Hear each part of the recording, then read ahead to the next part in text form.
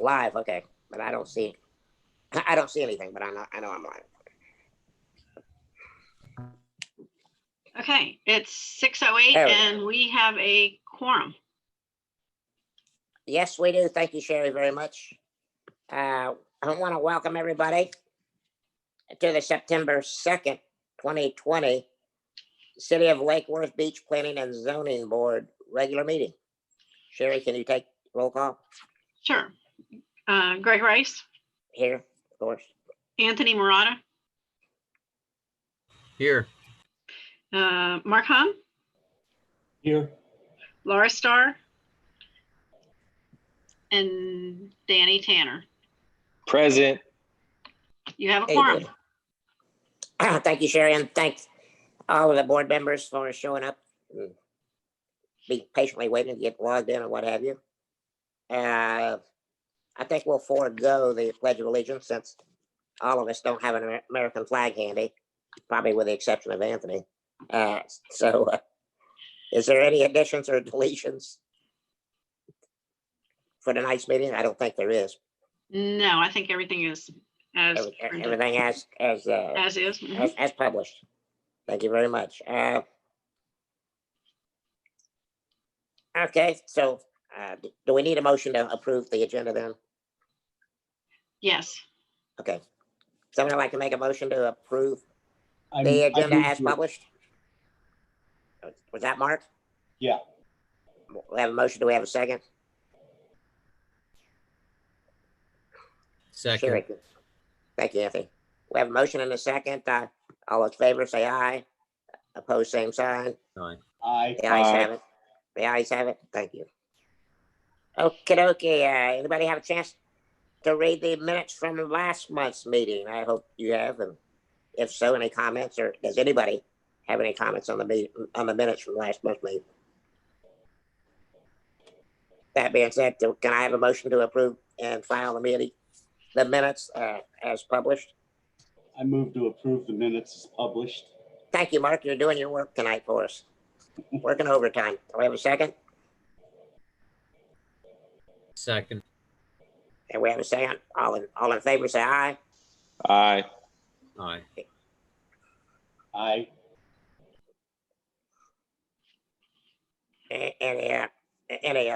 Any nays, say aye. Okay. The minutes are that. Okay. This is the audience participation part of the meeting, where if anybody's going to be presenting before the board tonight, if you would please let Sherry swear you in. I'm going to ask Anybody? Mr. De Liege. Let me give it a shot. To please unmute. I think. Yes, I'm unmuted. Okay, great. So everybody who's planning to give testimony this evening, please raise your right hand. Do you swear and affirm the testimony you will give will be the truth, the whole truth, and nothing but the truth? If so, say yes. Mr. De Liege, can you also turn on your video? Yep, just did. Oh, beautiful. There you go. Okay. All right, we're good. Thank you, guys. Welcome. Okay. We do have proof of publication of tonight's meeting. Being a public meeting, we have first case. PC HP LDRs 20-031000005 and 20-031100006. Dr. Spirit's proof. All right. I'm going to bring up the PowerPoint presentation. Hey, Alexis. Hi. While she's doing that, is there any board member that has any disclosures that they'd like to make as it goes for this particular case? Let's go around the room. Mark?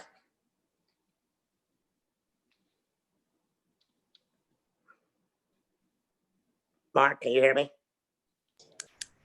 I have no disclosures. Thank you. Anthony, any disclosures? Nope, nothing. Danny, No, sir. Laura? None. Thank you.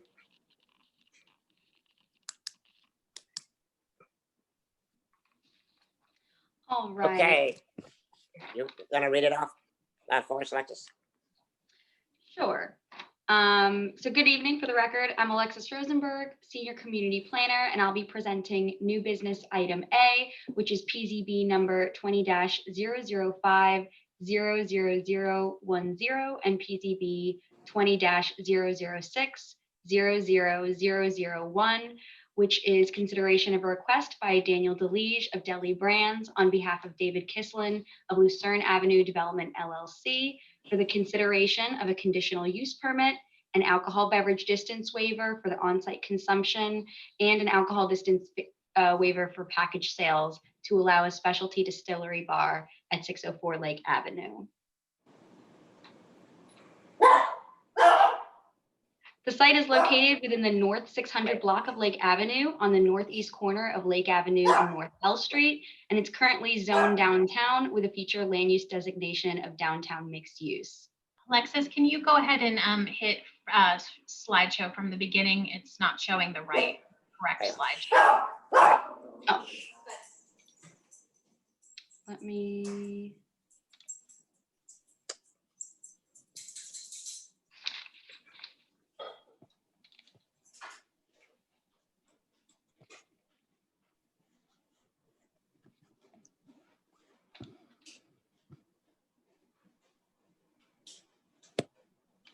Are you not on your Zoom yet? Yes. Can you guys see it? I can see the cover page. Okay. So I'll go back. Deselect use presenter view and then try it again. Presenter view. Are you hungry? Ready to eat? Let me see.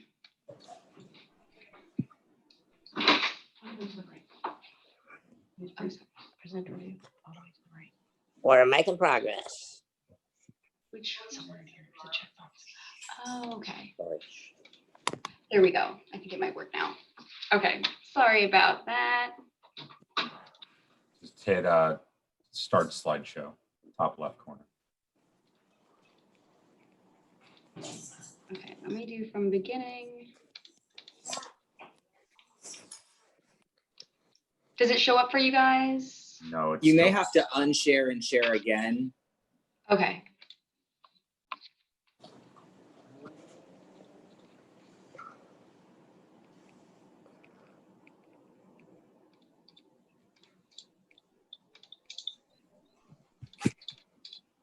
All right. Is that better? I can see the cover page. Okay. Okay. Back at site location. Good. All right, so we went over the site location. So now on to the background proposal. The applicant is Daniel DeLige of, oh, is it still? Just here. Just do it here because this is what's showing. Just do this one. I don't know why it's doing that. Okay. Okay. So the applicant is Daniel DeLige of Deli Brands, and the owner of the property is Lucerne Avenue LLC. And the subject application is requesting the following approvals: a conditional use permit to establish a 2,647 square foot specialty distillery bar, an alcohol beverage distance waiver to allow the on-site consumption of alcohol at 604 Lake Avenue, which is within 500 feet of a business that holds an alcohol beverage license, and another alcohol beverage distance waiver to allow the package sales of alcohol at 604 Lake Avenue, which is within 500 feet of a business that holds an alcohol beverage license.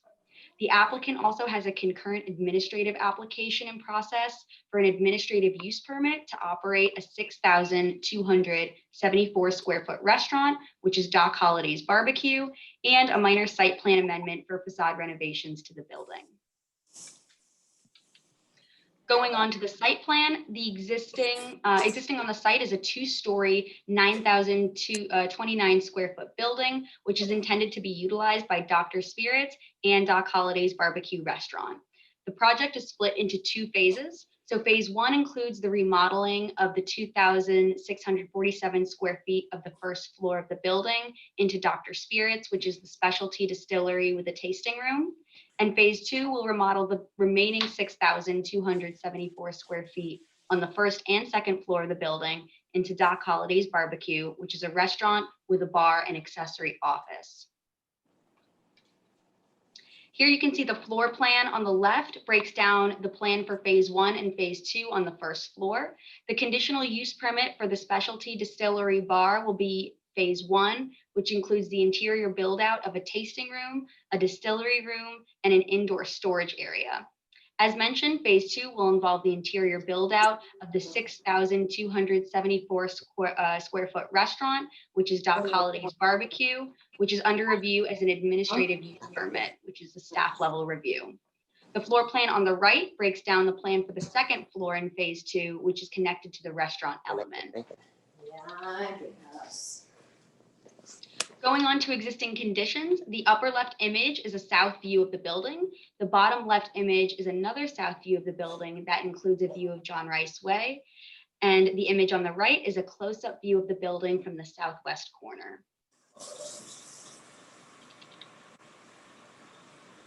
This table outlines the future land use, zoning districts, and current uses of the properties that surround the subject site. Based on staff's analysis, the proposed distillery bar is compatible with the surrounding uses. Going into staff's analysis, which is outlined on pages 4 through 13 of the staff report, the proposal is found to be consistent with the comprehensive plan, the city's strategic plan, the city's land development regulations, the general findings and specific standards related to the conditional use criteria, the use criteria for specialty distilleries, and the alcohol waiver criteria. Jumping into the analysis, further into the analysis, the project site is consistent with the city's land development regulations, with the exception of the following: minimum required setbacks, maximum structure coverage, maximum impermeable surface coverage, parking, and landscaping. In regards to parking, there's currently no parking on the site. However, per the city's parking code, additional parking isn't required for a change of use and occupancy or the remodeling of an existing building, which doesn't increase the area or number of overall dwelling units. While no additional parking is required for the proposed specialty distillery bar use, the applicant has entered into a parking agreement with the property owner of 601, 605, and 607 Lucerne Avenue, allowing Dr. Spirits to utilize 4 parking spaces from the 28 space parking lot. The parking lot is located to the north of 604 Lake Avenue, across the alley, and is under the same ownership as 604 Lake Avenue. So to the right, you can see the layout of the parking. This is supposed to pop up, so I'll just move it so you can see that. That's the 28 parking spaces. And then this photo was a photo taken today of the parking lot. Based on staff's analysis, the existing nonconformities can't be easily remedied, and the proposed use wouldn't expand any of the existing nonconformities. Further, the development of the site is consistent with the historic development pattern in the downtown. Therefore, at this time, no change is proposed or recommended to bring the structure into conformance with the current code requirements. Staff recommends that the board approve the conditional use permit to open a specialty distillery bar use at the subject site, approve the alcohol beverage distance waiver for on-site consumption, and recommend approval of the alcohol beverage distance waiver for package sales to the City Commission. The conditions of approval are outlined on pages 13 through 14 of the staff report, and if you'd like to go over any of them, I have that slide available. And that concludes my presentation. I've added a slide with potential motions, which are also listed on pages 14 through 15 of the staff report. And the applicant is also here if you wish to ask any questions. Thanks. Good. Thank you, Alexa. You're welcome. Board members at this time, do you have any questions?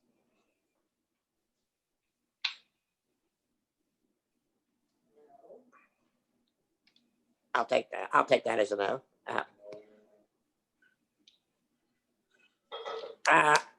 Would that, excuse me, would the applicant like to come forward and introduce yourself to all your adoring fans out here in the internet world? Sure. Thank you very much, Greg. My name is Daniel Delaget. I want to thank Alexis for a fantastic presentation there. I could not have done that myself. We are really excited about coming to downtown Lake Worth. We had the opportunity to locate this distillery and restaurant virtually anywhere in the Florida panhandle, and we wanted to make sure that we picked the right spot, and I think we did. And the city and the staff has been fantastic to work with, and we're really looking forward to get going. Great. So you're going to have to put in a kitchen in the whole 90 yards, I guess, or whatever you have to do So- for a barbecue edition.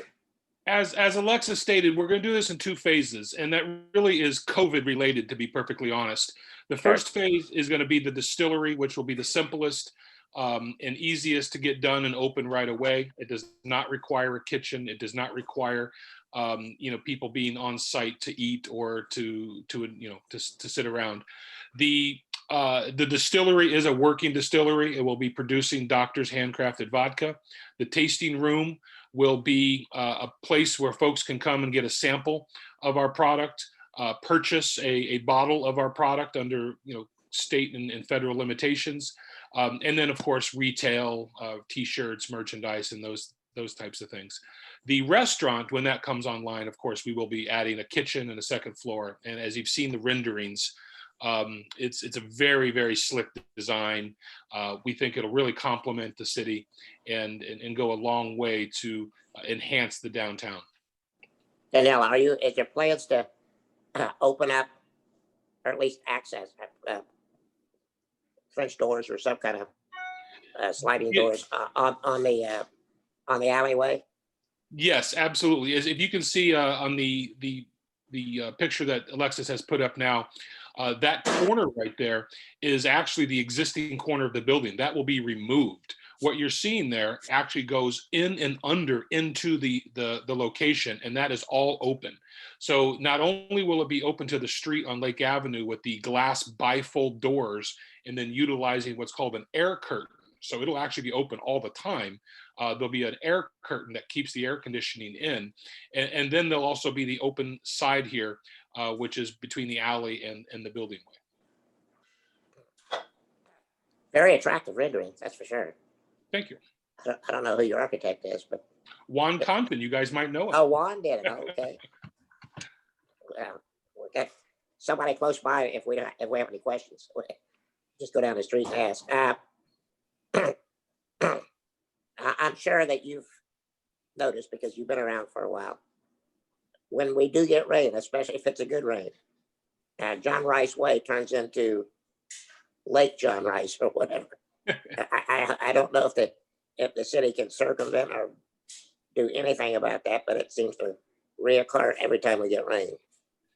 We actually looked into the reason of that, and I've been talking with David Kislin, the owner of the property, about some things, and I believe there are some ideas that he's going to put forth as it relates to the parking lot with John Rice, with that particular problem, that maybe everybody can work together and get resolved. I agree with it. I've seen that myself. It won't affect us, but obviously it does affect the foot traffic, coming through the back area there.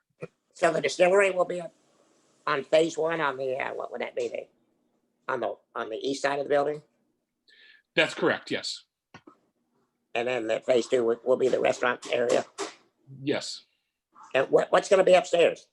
Offices. So, in the restaurant area, it will be an open floor plan, and then upstairs will be, think of a Wild West type of a saloon. It'll have that railing kind of feeling. There'll be a meeting room, a private dining room that overlooks the distillery through glass. It'll be some storage for the kitchen area, our keg and alcohol coolers, if you will. And then there'll be a small line of offices that will occupy as deli brands, and it'll have a conference room and a meeting space. It only takes up a small portion of the upstairs. It's going to be mostly open to the below. Okay. Very good. And then you're going to, once you're fully opened, you will be the main user of the back parking lot, correct? Once it's fully open, once we move into phase 2, then we do take over the entire parking lot for our building, for the restaurant and the distillery. That's correct. Right. Will that be exclusively for your customers then, right? No, we're not going to leave it exclusively for our customers. Come high volume nights, maybe a Friday or Saturday night, we might work out some sort of a valet issue that we would approach later on down the road. We've got plenty of time to look at that. But we're going to, pretty much leave it as far as the way it operates and the way it flows.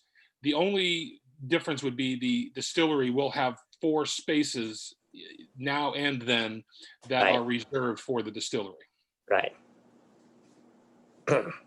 Are you going to sublease the restaurant space out and have an operator No. for that, or are you No, gonna do it yourself? we're operating.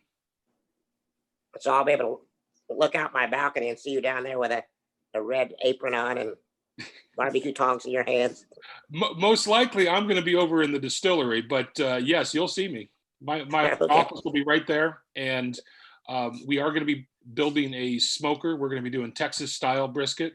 I took the master class of Aaron Franklin on Texas brisket, so I do plan on being a little hands-on at the beginning, but I'll be there. Well, he knows how to cook a brisket. But barbecue is such a regional dish, as you know. Me being a Southerner, I've always said if it ain't pork, it ain't barbecue. So the Texas boys, they like that beef brisket. So you'll have to mix a little of both, I'm sure, into your lineup. The idea is to kind of do the best of the best, and because Florida doesn't really have its own type of barbecue. So Kansas City ribs, Carolina pork, Memphis barbecues. Memphis, yeah, we're gonna have a little bit of everybody on the menu. We've got a really good pit master, and we think we're going to be able to pull it all together in a really cool atmosphere, kind of playing off the Wild West, Doc Holliday, Tombstone kind of feel. I'm looking at the pictures of the rendering, and I have a question. Are there any windows upstairs? No, there'll be no windows upstairs. The building design doesn't really allow for that. It wouldn't look right.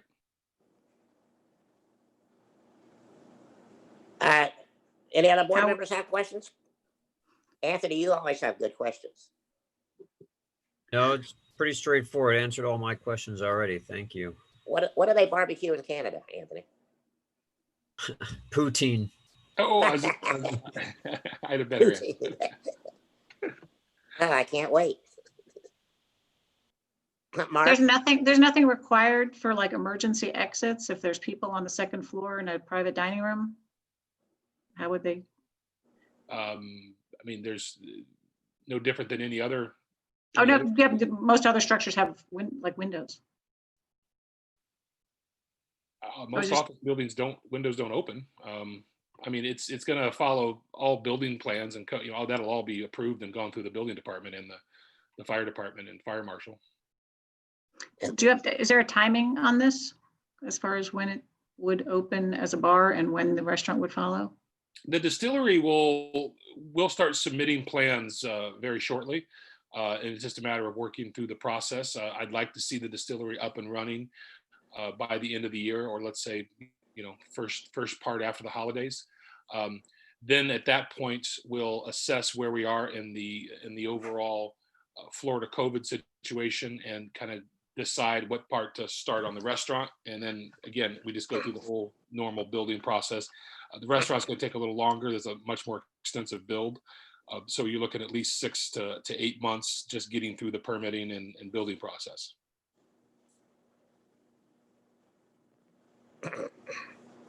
Danny, any questions? No, I think it looks great. Again, my only concern, and this has come up previously on another project that was supposed to be phased, I think it's very important that we put time limits on how long they have from when phase 1 is completed until they have to take action on phase 2. We don't want to leave that vague or open-ended in any way. I think this is a great project. I think it's great for the city, but it's very important that it will be a requirement that they must complete phase 2 in order for this to be permitted, at least in my opinion. I'd like to address that if I could. I appreciate what you're saying, but when you're talking about a restaurant in the day of COVID, that would be a huge mistake. You put that kind of a restriction on us, and I don't know that we can even do it. We have no idea what's going to happen over the next 6 months. We don't know if numbers are going to increase or decrease. We've seen this state go through multiple ups and downs as it relates to it. And when it comes to a restaurant, I don't think you want to do that.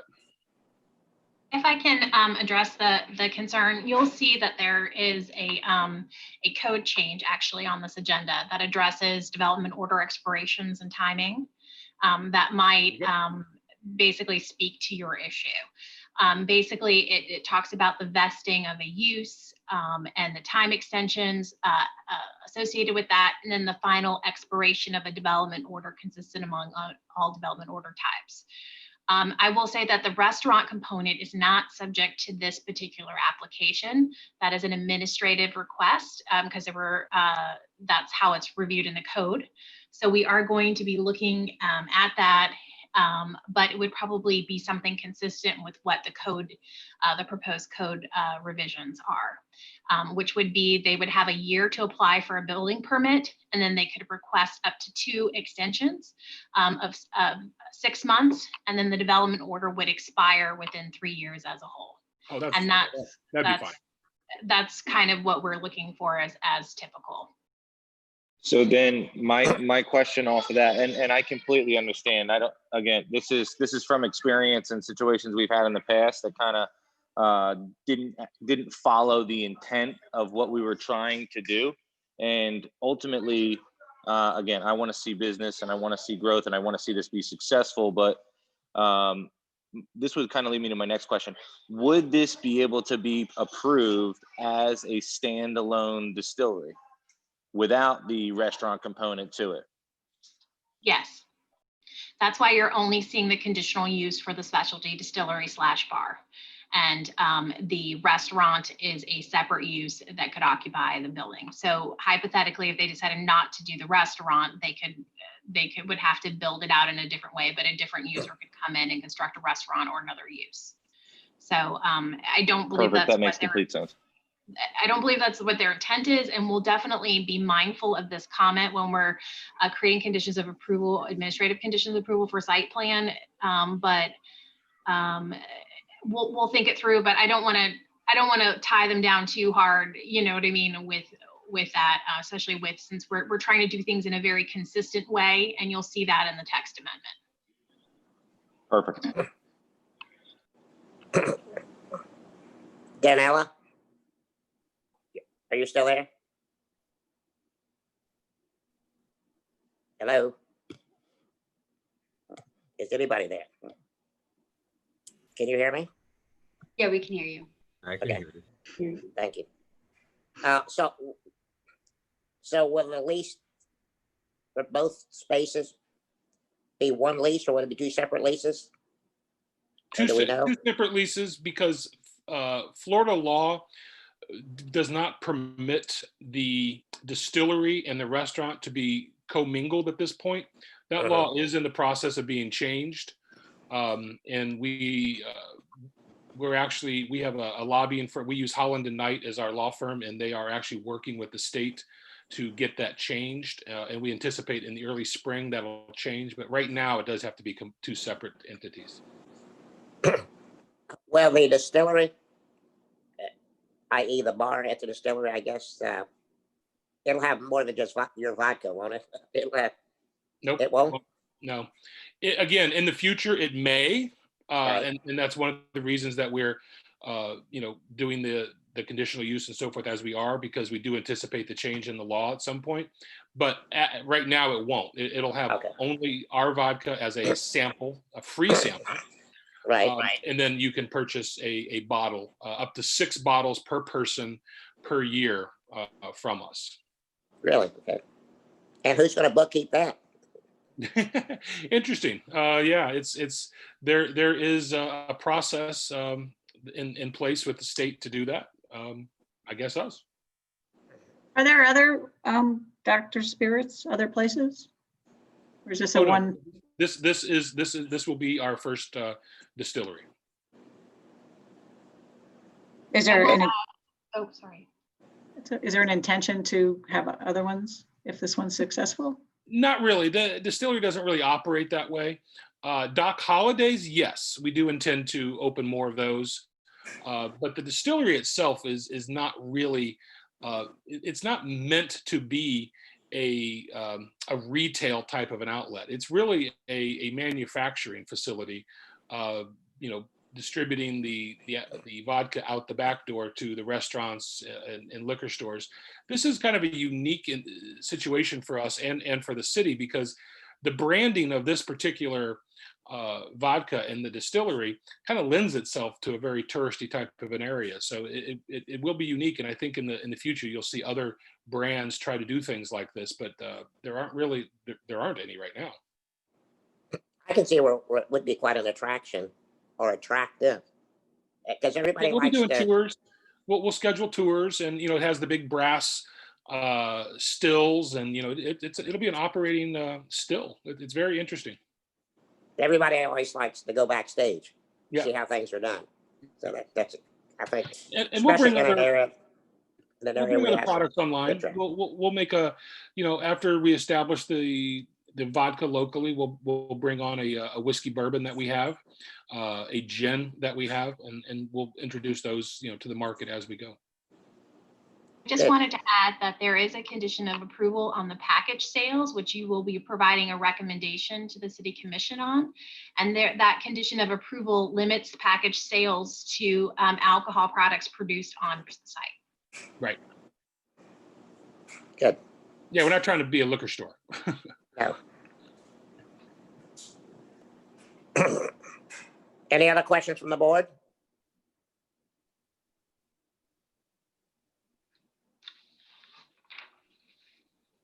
I guess there's not.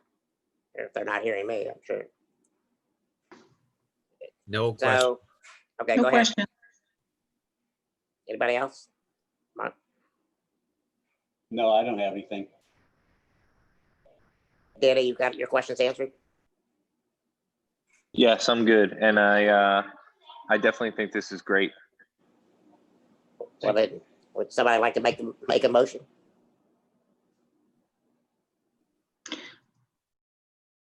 Alexis, could you please pull up the motions for them? Because it's a little complicated. There are multiple motions you'll need to make for this. I had one last question. Go ahead, Laura. In the artist rendering, it shows out front, I think 3 certain types of palm trees. They look like, I don't know what they are. And in the recommendation as far as landscaping, it said there will be no landscaping required.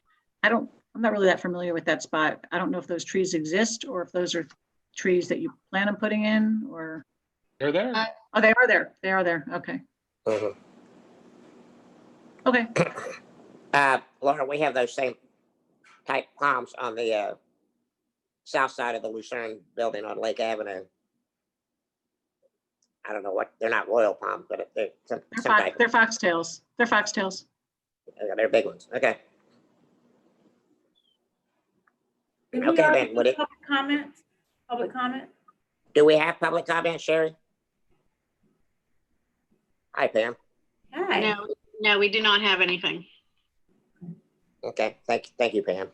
Mr. Chair, we would make, staff is recommending that you take one motion at a time. That's what we would prefer, absolutely.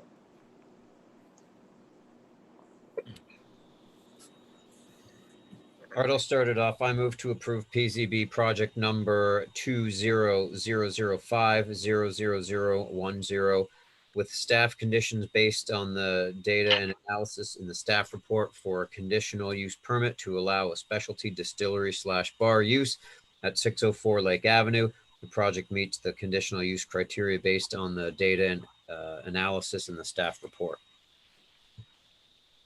We have a motion. Do we have a second? Second. Well, is that Laura? Yes. Thank you. You get that, Sherry? I did. Is there any other discussion? None being heard. I'll call a vote. All those in favor? Aye. Aye. Aye. Aye. Passes unanimously, Sharon. Thank you. No, thank you.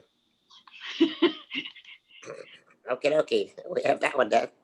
Anybody else want to make a stab at this? I think we have almost enough for one for everybody, but Um, I'll take this one. thank you, Laura. Go ahead. I move to approve PZB project number 2000600001 based on all the data analysis in the staff report for an alcoholic beverage distance waiver to allow the on-site consumption of alcoholic beverages at 604 Lake Avenue.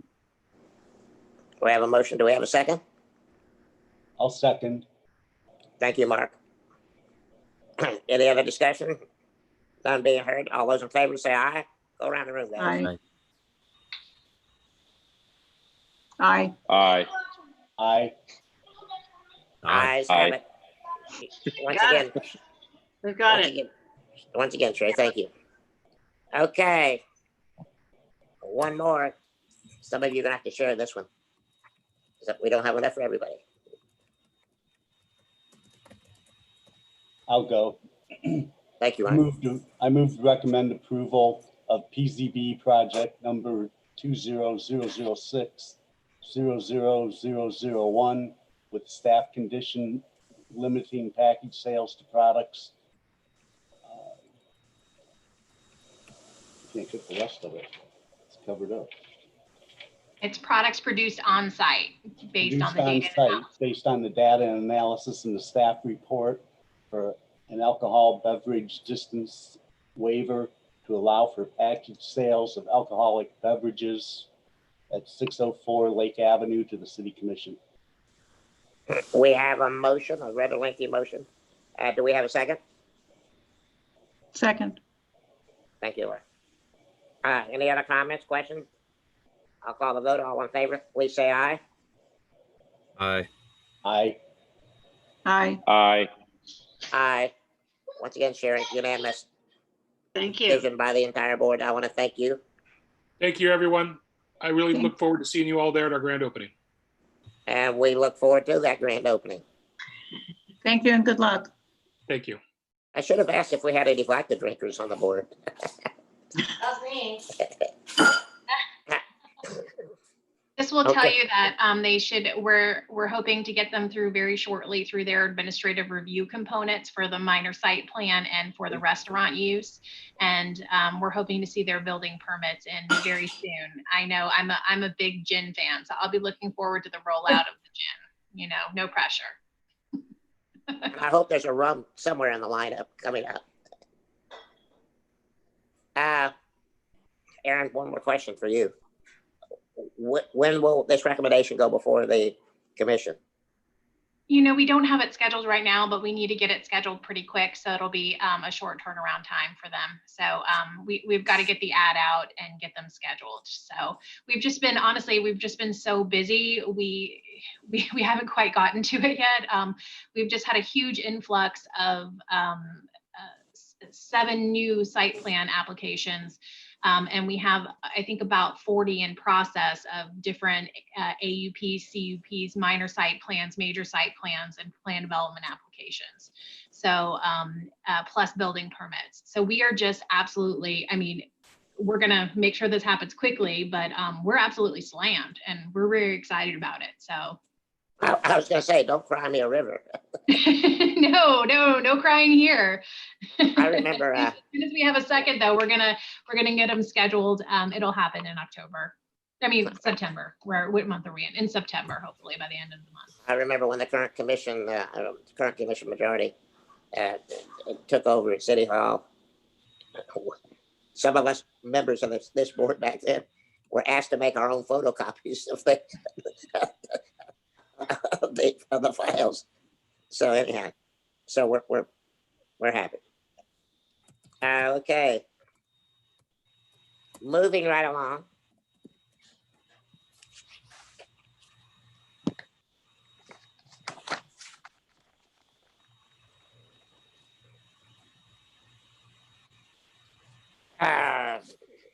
next case, Lovely attorney Pam is going to present the next two items.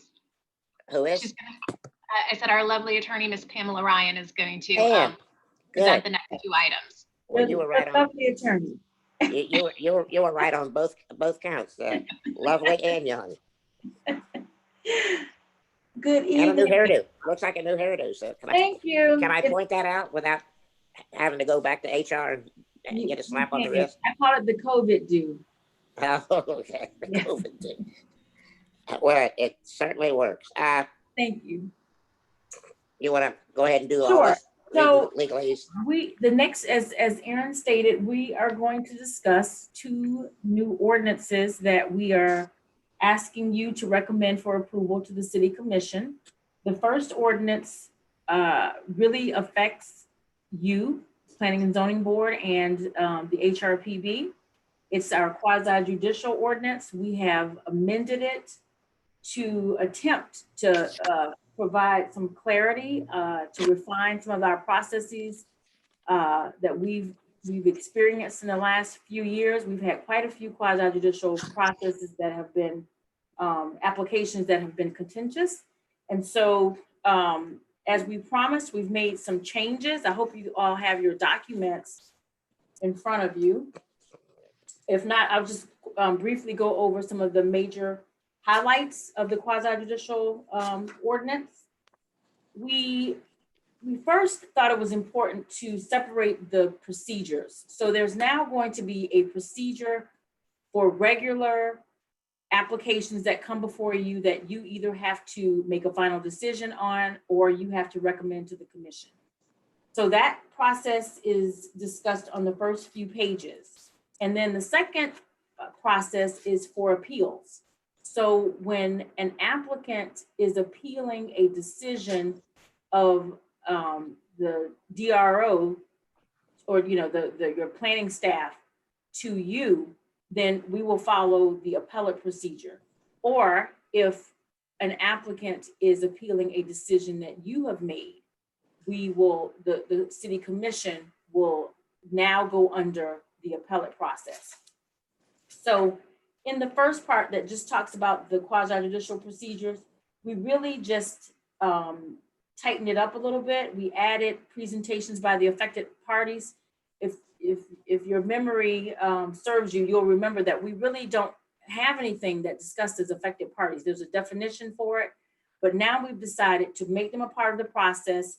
If you're an affected party, you have an opportunity to give a presentation on paper, but now we've set a process in place so that they have to actually fill out an application and provide their backup, their documents in advance so that we don't have a meeting where an affected party is being seen for the first time.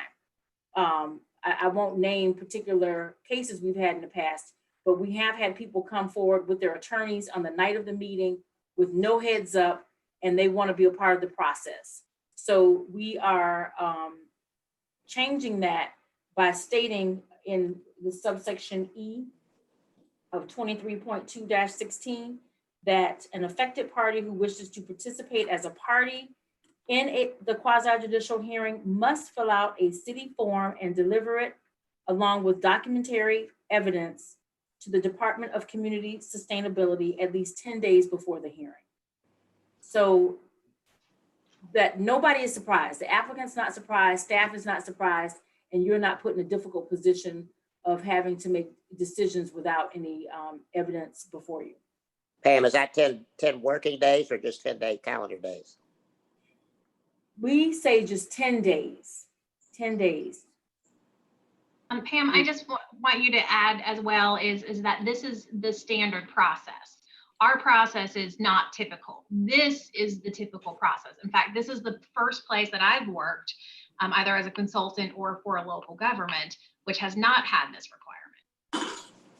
Aaron is 100% correct. I'm used to dealing with situations in other cities where there is a process for affected parties. If they are going to allow them to participate.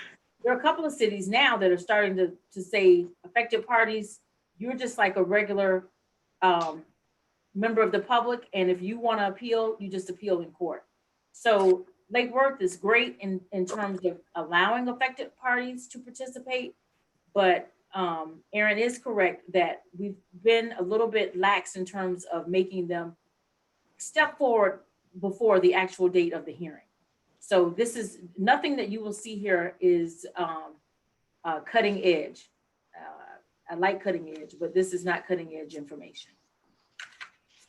Okay, and then on the appeal section, we really just tried to refine the process. As I stated, we added a whole quasi-judicial process that's just for appeals, and it's different because the presentations are not as open. The issues are much narrower because you're just appealing a decision. This will really affect the city commission more than it will affect you, because usually your decisions are the ones that are being appealed. So it won't affect you as much, but we clearly lay out, again, if you're an affected party, you have to deal with the same procedure of doing an application.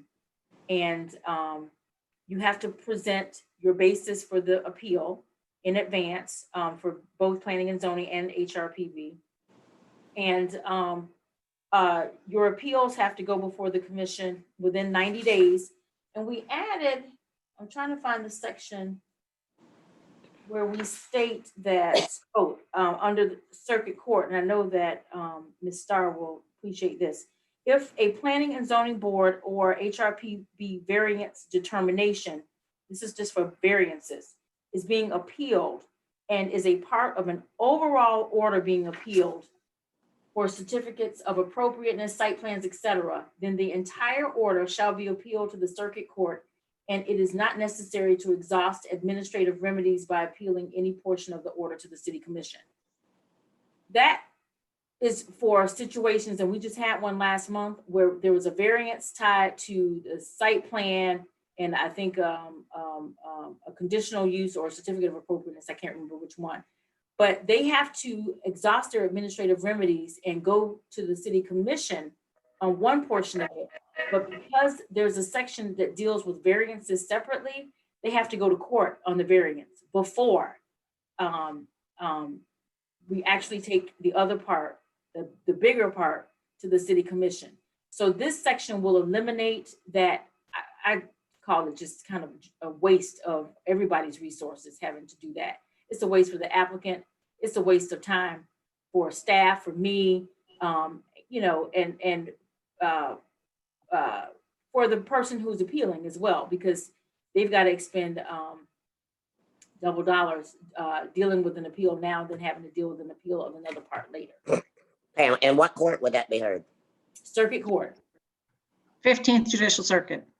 15th Judicial Circuit, right downtown, yes. You know where you have the word may? I Yes. mean, I assume you're trying to encourage them to do this, right? Or you're, Well, I'm not trying to encourage it. the only thing I'm wondering, should it be may or shall? Can we put shall instead of may? Where do you see May? I have. Third line, maybe I'm looking at the wrong thing. C, to Circuit Court. Any person or persons jointly or severally or entity aggrieved by the decision of the city commission after first exhausting all administrative remedies may present to a circuit court a petition for issuance of a writ of certiorari. No, am I looking in the wrong place? After Okay, that's what's in there now. You're right. Hold on, let me look at that.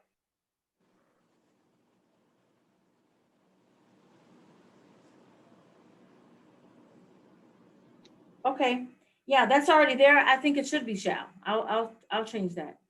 That was easy. Yep. Yeah, it is. It actually says shall. It actually says shall on the second portion of it. Right. The underlined section is the part that I added, and so they need to be consistent. So There you go. Something for everybody. You're just trying to be a people pleaser. Good catch, Laura. Thank you. Okay, I will make that change. Thank you. Any questions, thoughts, comments on this? I think it's a good idea. Okay. I remember some of those cases where attorneys and stenographers and whatever come walking in at 5 minutes till 6. No idea. I would be furious. So this will nip that in the bud. And it's best for everybody. Absolutely. So if you guys are okay with it, we'd love to have a motion to recommend the approval of this ordinance to the city commission. Board members, anybody like to take a swipe at it? Public comment? Should we get public Oh, comment? I bet we didn't, but Sherry, good question. Sherry, any public Sure. comment on this? We have no public comment. Okay, thank you. I moved, I'll do the motion. I move to approve PZHP 2003100006, consideration of an ordinance 2014 to amend Chapter 23 Land Development Regulations to update and clarify the quasi-judicial process for land use and zoning matters. Should that be approved to recommend to the city commission? Pam? Yes, does it not say that? Yes, it should be to recommend approval. Yeah, I don't see where it says that. Where's I the- apologize if it doesn't say that. It should be to recommend. It should. Okay. Because we don't have the final word, the city commission does. It'll go before 2 readings before city commission before it's adopted. Right. Are you fine with that, Ms. Starr? Yes, of course. Okay, we have a motion. Do we have a second? Second. That's Anthony? I did second. Thank you, Anthony. We have a motion and a second. Any other discussions? I'll call the question. All those in favor, say aye. Aye. Aye. Danny, you there? I didn't hear Danny. Danny? He doesn't appear to be on. So do we still have a quorum for the item? Do we have a quorum, Sherry? If Danny's not, We should. We have a quorum. We have four out of 7. Yes. Right. okay, Just have to note My that vote he's was allowed. I Sherry, think. could you text him, please, as well? Daniel's coming back in right now. coming in. I don't know. I'm assuming a few people lost connection. I know one of my computers just went haywire. Maybe he's out mixing a drink of that new vodka that's coming to town.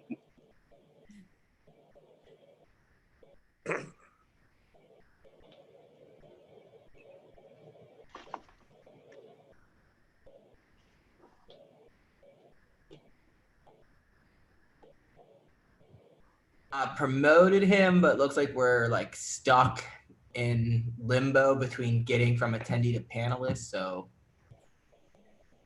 We have Am I- a, we can move on. Pam, I have just one question on this appeal thing. Go ahead. It says the appeal should be accompanied by the applicable fee and filed with the development review official. Is the fee always the same? Like, is there a set fee? Or- The fees are adopted every year by the city commission. We have a fee resolution. And so all fees for all applications are consolidated in that fee resolution. So, and if you may recall this from our previous LDRs, as we took the fees out of the rest of the LDRs and we actually just referred to the resolution that the city commission reviews it every year. And there's probably a if- fee schedule on the website, isn't it? Yeah. So we will have to add this to the fee schedule. And I don't know, Because it's not there. no, it's not there yet. When is the fee schedule adopted? Is it adopted? Right now, Pam, we'll do it tomorrow. Okay. There's time. Hey, Thank Daniel, you, Ms. Barnett. Daniel says that he can watch, but he can't speak. So I don't know if there's a technical issue with there, just letting you know. How do you want to handle this, Pam? I think we can, he Oh, can there he- talk now if he unmutes. there he is. I'm in favor. I support it. Okay. boom. Okay, Sherry, once again, unanimous decision. Yes, thank you. Took a while. It's a behind the scenes arm twisting. Okay, so have we covered both of them then? No, let's get to the next one. Next one, go The ahead. next one, this is the same type of thing. We're doing two things here. Right, For one, we are finally going to say in our code that if you don't do something with your development order, it will expire automatically after 3 years. It can expire after 4 years if it's specifically referenced in the development order. If it's not referenced in the development order, that means it automatically will expire after 3 years. If you have done nothing on your property, it is not just going to go on and on and on indefinitely. And the second part is what Mr. Tanner was talking about on building permits. We are now going to require, well, I shouldn't say now require, instead of your building permits lasting for 18 months, in terms of you coming in to make an application, we're now reducing that to 12 months. And then you can get 2 successive extensions. The first by the DRO and the second by the board that gave you the approval in the first place. Oh, did we change that? Yeah, we changed it to just have the DRO do it for the Okay. 2 extensions. Because we reduced the time. Yeah, we reduced the And time. also, we added a section under building permits that now says that under the building code, you can get 6-month extensions. That's a totally separate process. But irrespective of that, the longest you can actually have a development order will be the 3 years or the 4 years. So you really can't go past that time frame. And we cleaned up all of the different sections in the code. Variances had a different time frame from conditional use permits. If you look through each section, we've taken out the specific time frames because it was causing some confusion. And if you had one development order and you had different time frames in the development order, which one applies, nobody knew. So now we've made it uniform throughout, and every developer, every application, every applicant, every approval will now have to follow the code on building permits and the one on the expiration of development orders. Does this relate to commercial projects and new development, or does it relate to residential? What does it relate to? Everything. Anytime a development order is issued. So this would be for a COA for a historic preservation approval, to everything to a plan development. It's a use it or lose it type of thing. So basically the folks have a year to pull a building permit, and then unless they get they're granted the extensions for an additional with 2 6-month extensions, and then they need to basically be wrapped up within 3 years or 3 to 4 years, depending on the development order. So don't you think, Aaron or Pam, don't you think adding that or 4 years could put a little bit of an element of somebody thinking they heard 4 years when in fact it really was 3 years? right. So the 4 years has to be in the development order itself. So this is for some of our larger projects. So maybe we want to make sure that we give them a little bit more time, maybe this would be most likely for a phased development. If we had a larger phased development come in, what we try to do there is just give you all the flexibility of the choice to grant the additional year with the development order that you're approving, or most likely this would be something that staff would recommend with the development order that would likely be approved by the city commission, in all honesty, because it would probably be something very complicated. Most of the time when we see people come in and acting in good faith, they come in as the second you all approve, 3 months, 6 months later, they have a building permit in. Folks that are interested in doing stuff, they want to finish their construction documents and they want to build something.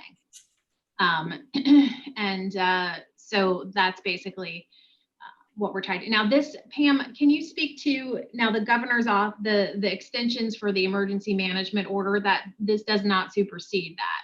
So that's the other thing. If somebody has something. Unfortunately, right. We can't. So there's nothing we can do about that. There's a statute that says that if the governor signs certain executive orders on states of emergencies, and some of them, they don't put the language in there and they don't qualify, but for the most part, for example, COVID, this 6 months, a year that we're experiencing this, basically all development orders will get an automatic extension because of this. And there's nothing that ordinance can do about that. And would that be a 6 months or a 1 year extension, or do we know? We don't know yet because he keeps extending. It's going to be, it's 6 months. It's 6 months plus some days. It's days plus 6 months. It's really a really weird, complicated calculation process you have to go through. But it extends the end date of their development order by that time frame. I think it's going to be at least a year. And how this works in practice is applicants come in and request the extension per the governor's order. Yes. So it's not an automatic, they automatically get it if they ask. So this is a way we're like, okay, here's your end date. If folks are not interested in pursuing that development order, and they need a little more time, or there's always something if somebody wants a little bit more time and they're active and they have the opportunity to potentially avail themselves of an emergency management order. But everybody, when we see these issues where people have abandoned it or have moved on, it's just a way for us to say, okay, that's gone. What's next?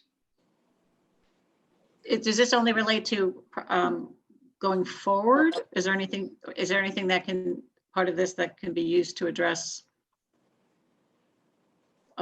open projects that have gone on for a long time? It applies to them as soon as the code is effective. So unless they had a specific expiration in their development order, this applies to all active development orders. Am I not correct on that, Pam? That's everything. That is definitely going to be our interpretation, that they are put on notice about this. And that, so they've been sitting around all this time and we didn't have an expiration. We're now saying that you have 3 years. I mean, they're basically given another 3 years. Yeah. Because we didn't say it at the beginning. I would not try to apply it to someone who had an approval 3 years ago. I wouldn't send them a letter tomorrow. But I definitely would say the clock would start ticking on those. There was nothing before. But they still have a duty to get a building permit in a specific time frame, even now. We just reduced the time for the building permit. But they can, It's not just getting the permit, completing the project. That's what we're interested in now, because they milk it. They'll just come in and just keep, and they do it for little things. I think Mr. Rice asked, is this just big or small projects? Somebody asked that. Somebody can come in about putting a new door on, and they just never close the permit. It just sits there, and we have to hound these people. Are you going to do the door or not? I mean, it can be so simple. So it will apply to little projects and big projects as well, and everything in between. We hope it'll get things moving. We're trying to get some finality. And that's what the purpose of the ordinance is. Hey, Aaron said you guys are overworked already. Come on. We want more work. We're happy to have it all. Love it. I love the work. We're happy to have all the work. No, for sure. It's been a good time, but we do need to move things along and have people and if people want to keep those approvals alive, they're going to have to do some work to justify why they need to keep them alive and how they're active. And a lot of times this is really related to more smaller projects, and sometimes these really small projects can be nuisance for neighbors or for adjacent property owners because they have a permanent construction site. And so we're hoping to kind of encourage that to end as well. So we're hoping that we have a little more teeth and there's going to be some positive results from it. Good. All right. So is that all we need? That's it. This recommendation. We need a motion for a recommendation after we ask for public comment, which I don't think there is any. I'm gonna ask Sherry that one more time, just for the record, but And no, there is no public comment. Thank you very much. Perfect. They love it. That means Very they good. love it. Well, that being said, I'd like to call for the question, but we need a motion first. So does anybody want to make a stab at this one?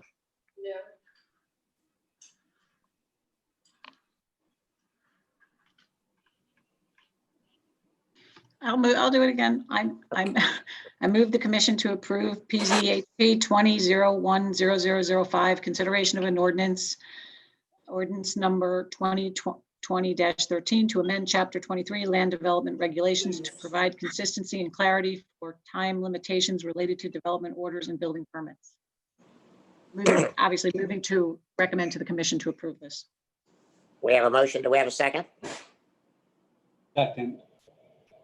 Thank you, Mark. There's nothing there. Do we have any other questions, discussions? That being said, I'll call the question. All those in favor, please say aye. Aye. Aye. Aye. Aye. Aye. Sherry, another unanimous decision by this hard-working board and staff. Thank you very much. Thank you. Okie dokie.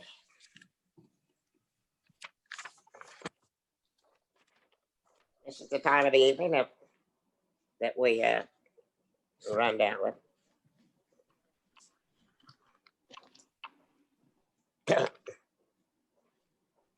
Do we have any planning issues that we'd like to bring forth? No planning issues. Just know that your staff is working very hard for you. We've heard that. We've got a lot cooking, and we're very excited about a lot of what's in the hopper.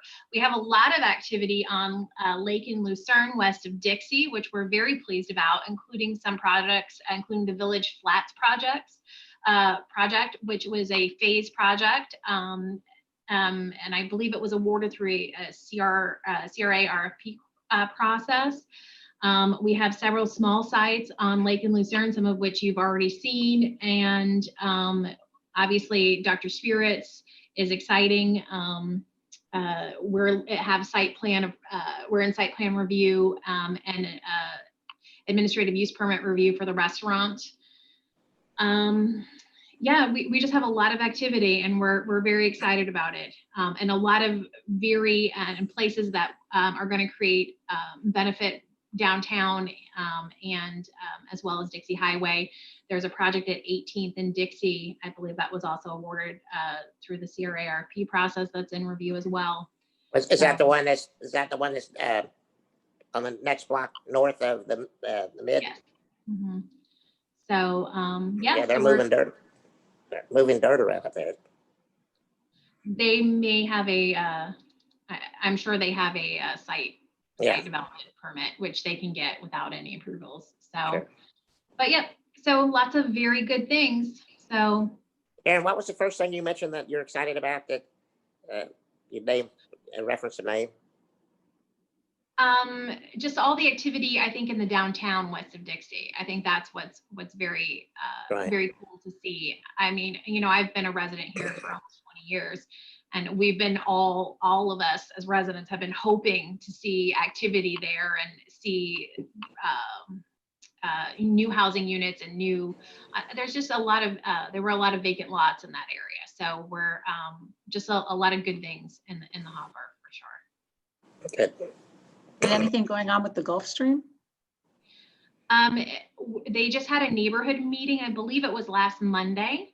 We have not received their application, but we've been told to expect it at any moment. So we're very hopeful and looking forward to receiving the application as soon as it is submitted to us. Did anybody? That one doesn't come before us, though. I didn't. It does not. No, that's historical, or as some people say, hysterical. Did anybody watch the presentation, the Gulfstream Neighborhood Association presentation, but put on by the developers, purchasers, or whatever? I thought they did a good job. I thought the gentleman, and I can't remember his name, him and his wife own the company, but he referenced their website, their corporate website, And this group has done some very impressive renovations in big cities, small cities, and what have you. So it's not their first rodeo, as they say on what's that new TV show? Yellowstone. Is this a new presentation, or is this the one they made quite some time ago to? I don't know when we're talking about the Gulfstream Hotel, quite a long time ago, it could be 20 years ago, but no. Yeah, it's the new group from St. Louis. They had artist renderings and all the such. I went away from there thinking, Earlier, didn't they, Greg? Didn't they have a presentation earlier at the beach? And this might be a more refined one. yes, this is a more refined one. Yes, it is. That's what I was referring to, the one at the beach, I think. And they did reference the concerns that were made at that meeting, at the beach meeting, and changes that were made. And of course, their hands are tied in a lot of ways because of it being a historical building and the Department of Interior having to approve things. And there's the more comments that I've heard around town was how come the new addition won't match the existing historic building, but that's not allowed in these kind of restorations and additions or whatever. They have to have a completely different facade, character, look, or whatever. So at least hearing that from the source might calm some people's concerns about why doesn't the buildings match, the two buildings. But anyhow, I'm hopeful for that as we all are. What a shot in the arm that will be to the downtown corridor for sure. And you talk about courageous people in the downtown corridor. Got the new restaurant going into where the old Caleros was, and then there's one just up the street from that. That's where Surrey's was, that was supposed to open this week sometime. I'm not sure when. Anybody that's opening up a restaurant during a pandemic or whatever, where a lot of people are even afraid to go out, much less go out to eat. They're courageous folks.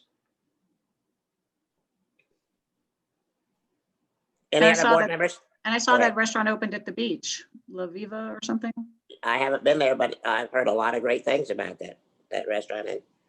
And my wife has driven over there a couple of times, and it was too crowded to wait to get in for having lunch. So good for them. I don't know where they're gonna park the cars on a nice, pretty day in the wintertime, but we'll find out. Anybody else want to make a comment?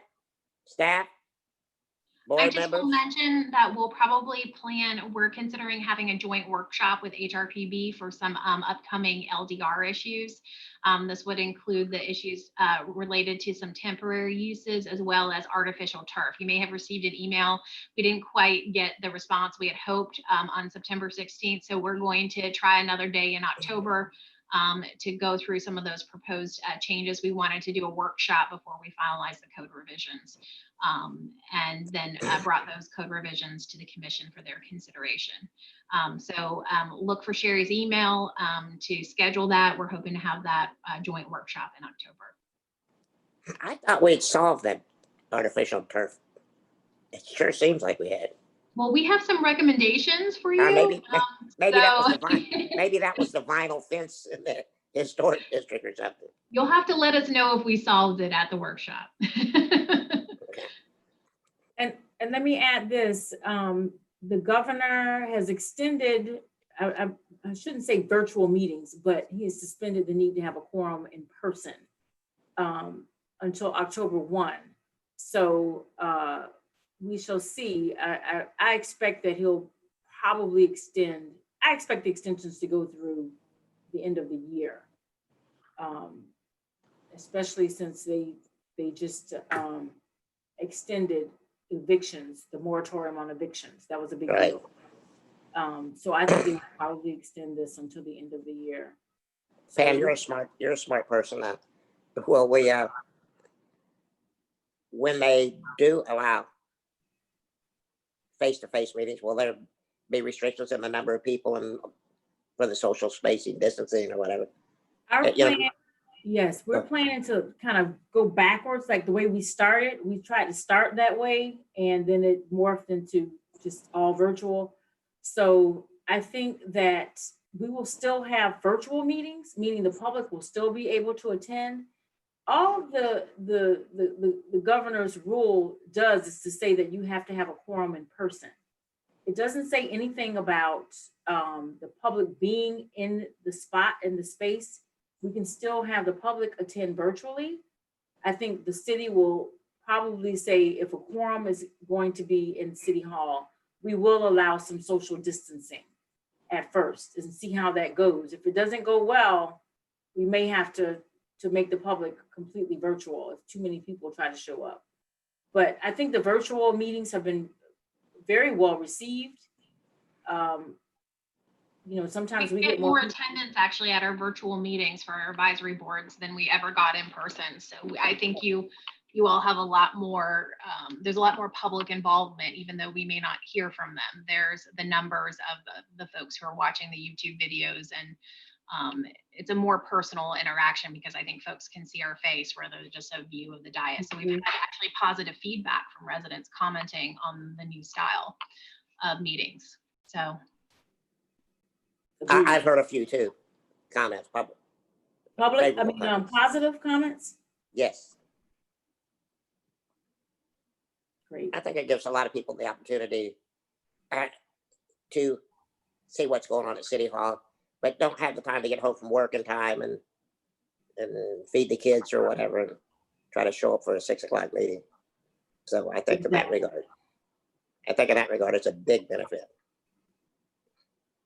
Okay, anything else? Up and down the board one more time. Everybody fine? Sherry, anything else you want to say? Mute's on. Alexa, if you're still out there, I am. everything copacetic with you? You fine with tonight's performance and all?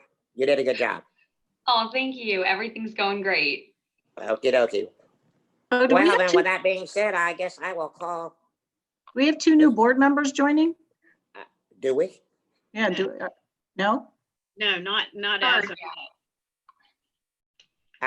yet.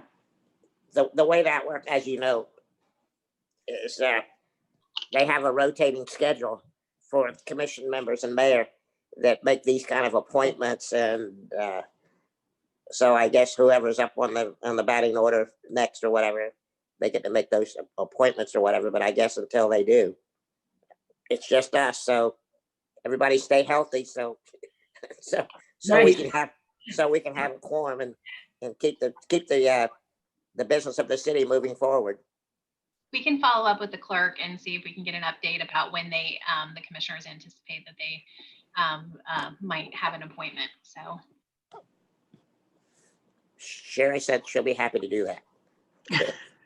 Follow up with Sylvina and see what she has to say, if she's Right. had any. I'll be lost without Sherry. And that's the truth.